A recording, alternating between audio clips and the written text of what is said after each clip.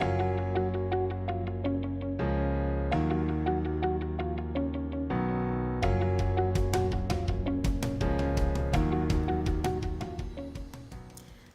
and welcome back to DWG TV. I'm Hannah and today we're talking about 5 things to do before starting a web design project. Welcome back. We are so excited to be back in the office after a restful and rejuvenating holiday season. I hope you had a wonderful holiday, spent with family and friends, and had some delicious food and had a lot of fun, and that your 2019 is off to a great start. I know ours is, and we're so excited to hit the ground running this year and be back with fresh episodes of DWG TV. We really enjoy doing this and can't wait to see how it grows in the new year. So today I'd love for you to leave a comment and let me know what resolution you are working on this year to better yourself, whether it be personally or for your business. I'd love to hear what you all are working on, and I personally just love New Year's resolutions, and I really gather a lot of inspiration from reading other people's resolutions and goals, so this is kind of a personal one. I just love it. I live for the new year. So leave a comment, let me know, and I'm excited to see what you all are working on. So today, like I said, we're talking about things to do before starting a web design project.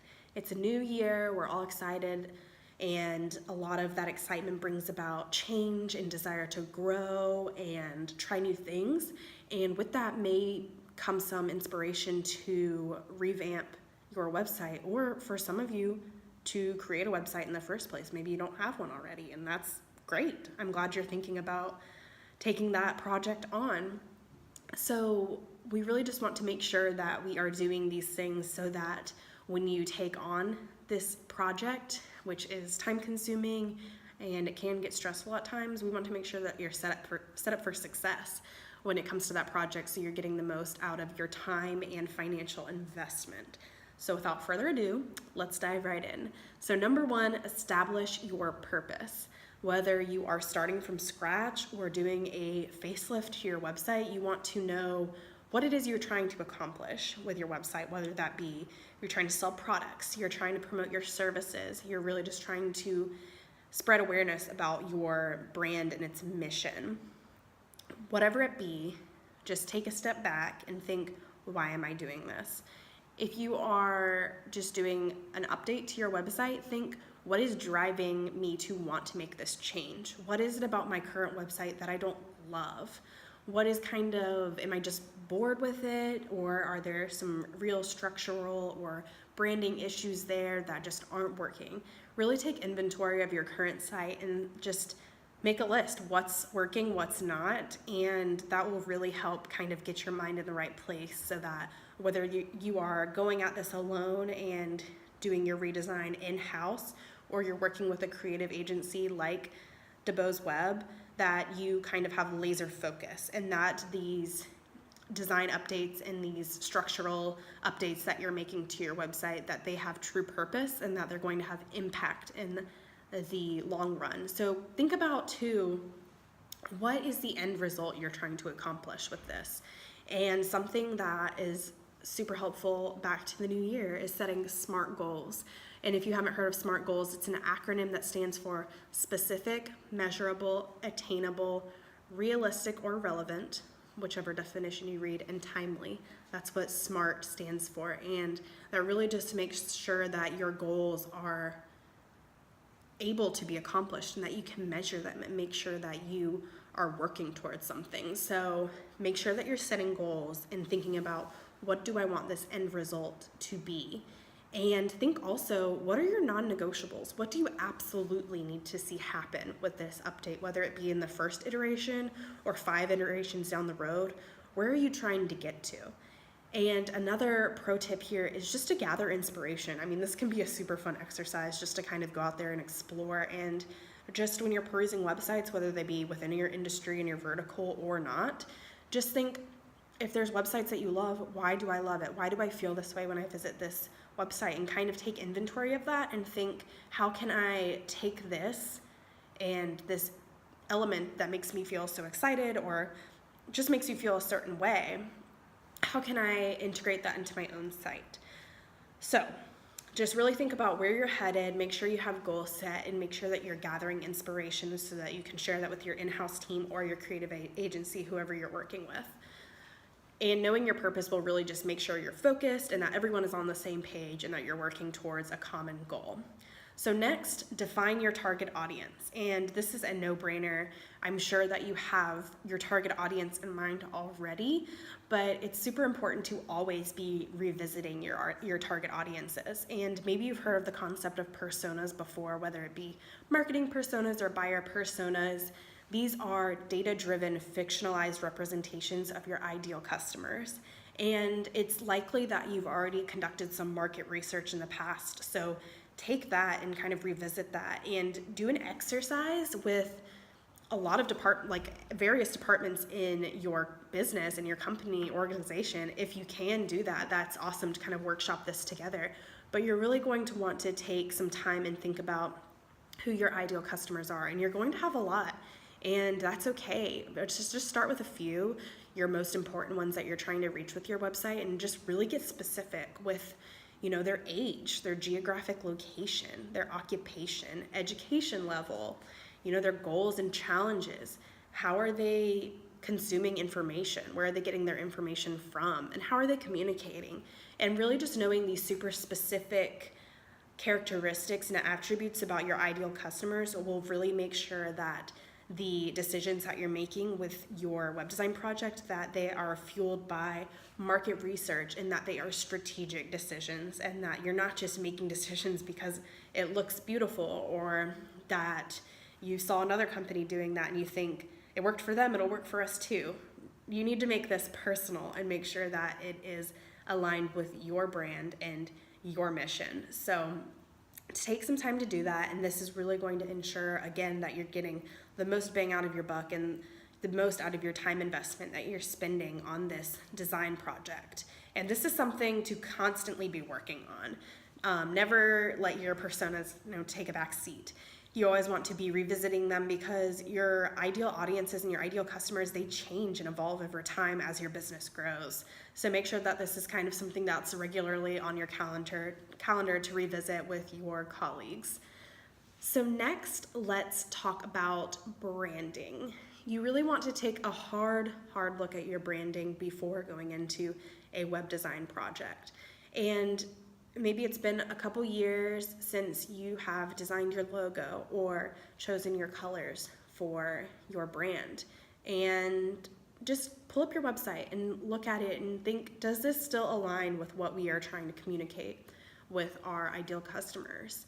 And do you love it? Do you not like it? Kind of go back to that step one task that I gave you of make a list of what's working and what's not. Simple design elements such as, stylistic design elements such as like font and colors. We are visual creatures, and those make so much of an impact when it comes to how an ideal customer is going to interpret your brand and your business when they click on your website. So make sure you are doing an exercise here and think about what words would you like people to think of when they are describing your organization? Do you want to feel innovative? Do you want to feel modern? Do you want to feel cozy? Do you want to feel impactful? Kind of just do a little word association game and think, what words would people use to describe our brand, and what are we working towards? And make sure that these words are being communicated to whoever is working on your website. This is a great exercise to do with your creative agency or with your in-house team. And it can be a lot of fun too, for sure. And also, this is another time when inspiration comes into play. Visit other websites and kind of do this word association game with their sites too. When I pull up Apple's website, what are some words that come to my mind, and kind of just get your brain going in that kind of way so that you can do that own kind of exercise with your website. And then kind of decide, how do I want to go about the images on my website? Do I want to do all illustrated graphics? Do I want to do stock imagery and photography? Do I want to do a lot of infographics that are information dense? Do I want to do a mix of both of them? What is true to my brand and what I'm trying to accomplish? And how do you want your ideal customer to feel when they are interacting with your website and your brand? So this will really just ensure that your web design project is set up for success, and never underestimate how those small details can make so much of an impact when it comes to how your ideal customer is perceiving you.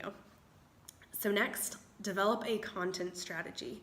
You're doing all this work on making your website beautiful and functional and user-friendly, but the content is what's going to bring people to your website and keep them there and keep them engaged. So we want to make sure that they're visually engaged, but also that the content is relevant and that it is easily consumable.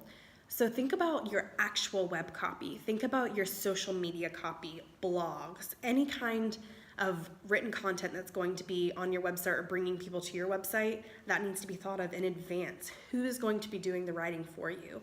What is your posting frequency going to be? What kind of information needs to be prevalent on your web page? And are you going to be working with content writers or freelancers, or is there someone in-house that's going to be handling content for you?